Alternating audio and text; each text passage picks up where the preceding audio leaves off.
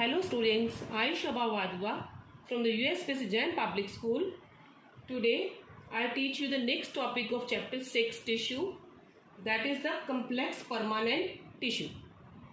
Now we know that plant tissue, it is further of two types, that is the meristematic and permanent.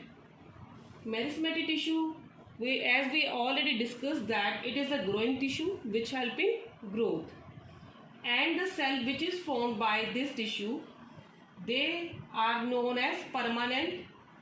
They form the permanent tissue. Now this permanent tissue is further simple and complex. We had discussed about the simple permanent tissue earlier. It is a parenchyma, collenchyma, sclerenchyma and epidermis also. Today we read about the complex. We will read about the complex permanent tissue. Now note on the difference. Simple permanent tissue, it is made up of single type of cells, and complex permanent tissue, they are made up of many types, that is the 4 type of cells. So complex permanent tissue. You see the pipelines of the building. As the water moves from the lower, if the tank is present in the ground, the water moves through the upper side through these pipelines. Same in the complex permanent tissue, xylem work like a pipeline to transport the water to upper part of the plant through the roots. It takes water from the soil. So xylem tissue, it helps in transport of water from roots to the upper part, that is the leaves. So it means in the leaves xylem tissue is also present. It is also present in between the midrib, which are the veins. Xylem tissue is further made up of 4 different type of cells. That 4 different type of cells, first is vessels. That is the row of cell placed end to end that perform the function of water transport. So these are the vessels. As I told you, xylem is made up of 4 different type of cells performing the same function, that is a transport of water.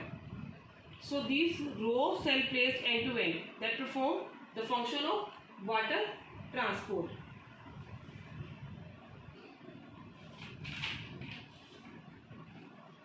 The cells have thick wall. Mostly these cells are dead.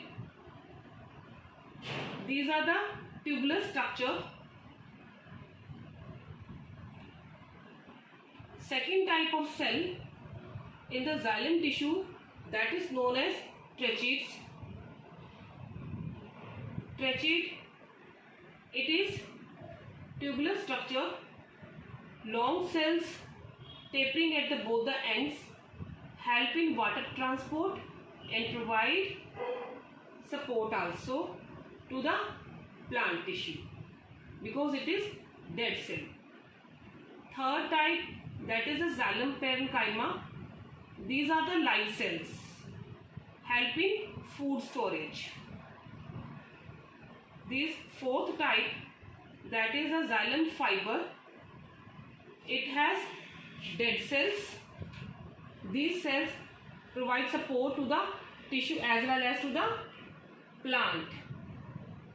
So complex permanent tissue, as we know that it has 4 type of cells: vessel, tracheids, xylem parenchyma, xylem fibers. They help in transport of water. So water is lost. The water is absorbed to the roots from the soil, and transpiration occurs at the upper part of the plant, that is the leaves. When the sunlight it is trapped by the chlorophyll. Then the evaporation process occurs through the stomata, which result in loss of water. So water lost or water absorbed, if if the water lost is more, absorption is less, then the result is dehydration, due to which the plant will die. Or if we do not give water to the plant, or if we give the more water to the plant, then also result in the plant death due to overlogging of water, because air will not be there. Plant do not get air, roots do not get air. So there should be balance between the rate of transpiration and rate of absorption of water. So complex permanent tissue, the first type is xylem. Now, what happens when the water is taken by the plant and CO2 is taken by, carbon dioxide taken by the plant in the presence of sunlight in the chlorophyll. Chlorophyll, it trap the sunlight and the photosynthesis process will take place, which result in the food formation. So this food should be transported to the lower part of the plant also, that is the roots. Water goes to the upper part, which help in photosynthesis process, and the food which is formed, that should be goes to the lower part.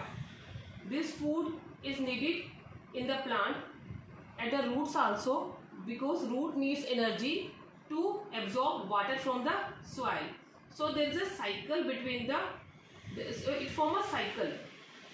That is, water is taken by the upper part and food is also transported to the lower part. So how this food can be transported to the lower part? There is another type of tissue, complex permanent tissue, that is known as phloem. So phloem, it has also further made up of 4 different type of cell. It has 4 different type of cell. So first cell which is in the phloem is sieve tubes.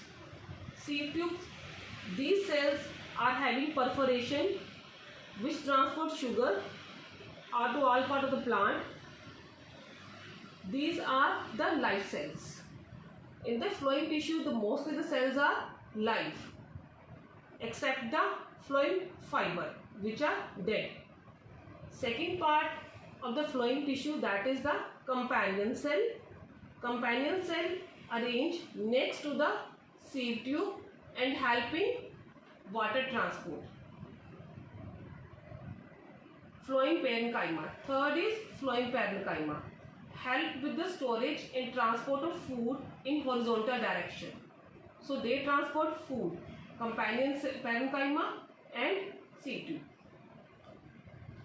Next is phloem fiber. Phloem fiber, because it is made up of dead cell, so they offer mechanical strength to the plant. So it gives the mechanical strength to the plant.